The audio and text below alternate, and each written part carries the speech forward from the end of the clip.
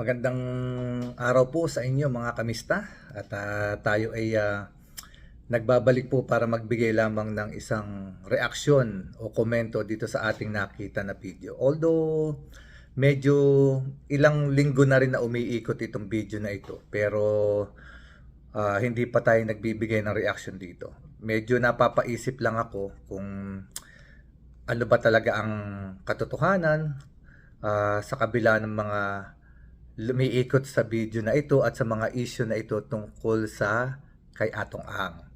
Kasi kung inyo pong titignan mga kamista, itong si Atong Ang sadyang napaka-powerful. Para bagang untouchable. So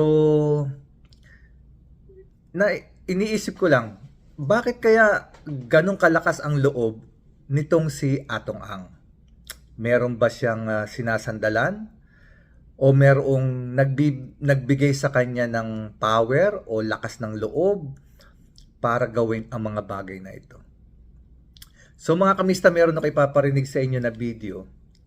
At hulaan nilang ninyo kung sino yung nagsasalita. Pero ulitin natin 2 beses para madali ninyong Tipe-play ko ha. Sinabi ko, Atong, ikaw ang number 1 na gambler dito sa Davao. Hawak mo lahat, huwag tayong magbulan. Pumunta ka doon sa PCUSO, hintuin mo yung lahat ng illegal at tulungan mo ang gobyerno. Sinabi ko, so, alam nyo na kung sino yung boses na yun. Ulitin natin mga kamista, pakinggan nyo mabuti yung sinabi ha. Atong, ikaw ang number 1 na gambler dito sa Davao. Hawak mo lahat, huwag tayong magbulan. Pumunta ka doon sa PCUSO, hintuin mo yung lahat ng illegal at tulungan mo ang gobyerno. Sinabi ko, Atong. So mga kamista, so narinig nyo naman. Tama po, yung pong video na ito ay actually yung video na panahon pa na presidente pa si Digong, si former President Duterte. Nung panahong ito, pinaupo ni President Duterte actually talaga si Atong Ang sa PCSO, sa sweepstakes. Kaya nga po nagkaroon ng yung sa small town lottery, yung STL. Siya po ang may may author, siya po ang gumawa noon, si Atong Ang. At yung STL din na yan naging makontrobersya din yan. Maraming nangyari na malaunan ay ipinahinto na rin kasi nga naging makontrobersya din. So, pero sa isang salita, itong si Atong Ang talaga malapit ito sa mga mga nagiging matataas na leader. Kung natatandaan ninyo, nag-umpisa ito kay Joseph Estrada, kay Erap, nung siya ay naging presidente. Siya rin ang naging dahilan kung bakit nakulong si Erap, na na-demanda pala at natanggal. Nagkaroon siya ng kaso ng plunder. Kasi nga, itong si Atong Ang, umamin siya na siya ay nag-deliver na 130 million pesos kay Erap galing sa excise tax ng tobacco. So fast forward na tayo sa panahon niya ni Joseph Estrada. Ngayon medyo laylo siya nung kay Gloria at mas lalong laylo rin siya nung panahon ni Pinoy. Wala siyang pero lutang ang pangalan niya pagdating sa mga sabungan. Kilalang kilala yan, talagang big time. Ngayon dumating ang panahon na naupo nga itong ating dating presidente na si Digong at siya ay itinalaga naman bilang SAR or consultant sa PCSO at itinayo nga naman niya ang STL. At mula rin noon, nung nagkaroon po ng pandemic, nagkaroon ng basbas itong si Atong Ang sa gobyerno ni Digong na ginawang legal ang isabong. Sa panahon din ni Digong, nawala ang mga sabungero. Sa panahon ni Digong, namayagpag ng husto si Atong Ang. Mas lumaki, mas naging matatag, mas naging malakas ang kanyang impluwensya sa Isabong. At ang punot dulo nga po nito ay ang pagbibigay basbas ni former President Rodrigo Duterte sa kanya. Ngayon po ang tanong, gusto ko lang mag-react o mag-comment doon sa video na ito na umikot kasi recorded naman talaga yung matagal na. Kasi kung iisipin ninyo mga kamista, kung lalaliman natin ng konti yung ating imahinasyon, sa tingin po ba ninyo kayang gawain ni Atong Ang mga bagay na ito kung wala siyang sinasandalan o kung wala siyang pinanghahawakan tao na mabigat para magawa niya yung ganitong mga bagay? At sa tingin niyo po ba mga kamista, kung wala pong nagbabacker sa kanya at walang nailagay ng mga tao para magprotekta sa kanya at maging parte ng kanyang negosyo, kaya po ba niyang gawin itong mag-isa? Hindi po mga kamista. Kita nyo naman, mga pulis, hindi lang basta pulis, may katungkulan, magmula sa mga ordinary rank ng pulis, magmula sa tawag dito sa yung plebo pa lang, I mean yung mga pinakamababang rango hanggang sa sarhento, hanggang sa lieutenant colonel, colonel, general, at meron ding congressman. At parang may pumuputok din na meron ding mga connection sa tag dito sa NBI at saka sa Department of Justice sa Supreme Court. So, napakalaking organisasyon talaga. So, kung iisipin mong mabuti, bakit niya nagagawa yon kung wala siyang malaking taong pinanghahawakan? Or is there a person na mas malaki sa kanya na nasa likuran pa niya? Sa tingin nyo kaya, meron po kaya o wala?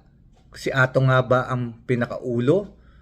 O meron pa siyang partner dito na parang patas sila ng posisyon or may mas mataas pa kay Atong Ang? May comment section po tayo mga kamista. Ilagay nyo lang kung ano ang inyong hula, kung ano ang inyong imahinasyon. So hindi naman tayo rito para nagbibintang. Pinapairal lang natin ng konti yung ating imagination. Baka ganoon o baka ganito. Tsaka mga kamista, tandaan ninyo na itong mga pulis na sangkot dito sa mga nangyaring pagdukot sa mga sabongero ay itinuturo din na sila yung mga tagatumba noong panahon ng EJK ni former President Duterte. Sila rin yung grupo na walang kinatatakutan na pumapatay kahit araw, papasukin ka sa bahay mo, dudukutin ka o doon ka mismo sa bahay mo babarilin. Sila yung mga tao, sila yung mga pulis na sangkot sa pagkawala ng mga sabongero. Kaya ngayon, ikinokonekta na rin ng DOJ na maaaring may kinalaman ang EJK ni Digong sa pagkawala ng mga sabongero.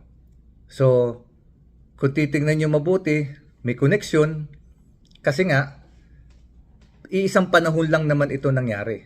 Nawala yung mga sabongero nang dahil sa sabong sa panahon ni Duterte at yung mga namatay sa EJK ay sa panahon din naman ni Duterte. At itinuturo at merong nagturo talaga sa kanila na siya mismo ay inambush at siya ay isang dating pulis na ngayon ay konsehal na, councilor ng Calamba, Laguna. Siya ay isang intelligence officer at alam niya at kilala niya kung sino yung mga umambush sa kanya.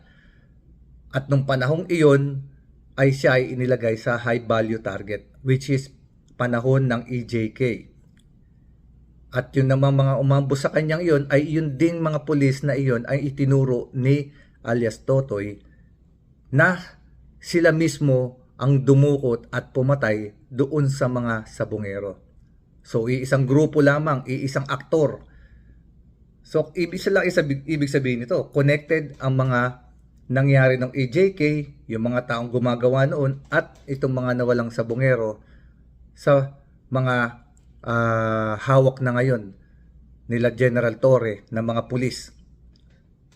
So mga kamista, sa tingin ko, may malaking player pa na lalabas. At sana, at ang gobyerno talaga ay kumilos para maisiwalat pa kung sino-sino talaga yung mga konektado dito. Ang ating wish na lang, makamtan ng mga biktima at ng kanilang pamilya yung katarungan na dapat nilang makamtan. At sana hindi manaig yung pera. Hindi sana manaig yung kapangyarihan ng pera para mabaliwala ang mga kasong ito. Kasi 4 na taon na, tapos biglang may lumutang, nagkaroon ng pag-asa, sana naman this time talaga ay tuloy-tuloy. Kasi noong panahon na sila Bato ang nag-imbestiga sa Senado, kesyo-kesyo, may pinakulong daw sila, pero hanggang doon na lang, hindi na nila ipinus hanggang doon sa pinakaulo. Hindi natin alam kung bakit. So mga kamista, paki-like and share na lang po. Kung hindi pa ho kayo subscriber, paki-subscribe naman po para madagdagan ang ating miyembro ng ating community. Paki-click na rin po yung ating subscriber button, yung notification bell, para po ma-inform kayo kung may mga bagong video. Tulong na lamang po ninyo sa amin ito para lumago ang ating community. So maraming salamat po at God bless po sa inyong lahat. Kung meron po kayong gustong talakayin natin o magbigay ng konting reaksyon, ilagay nyo lamang po sa comment section.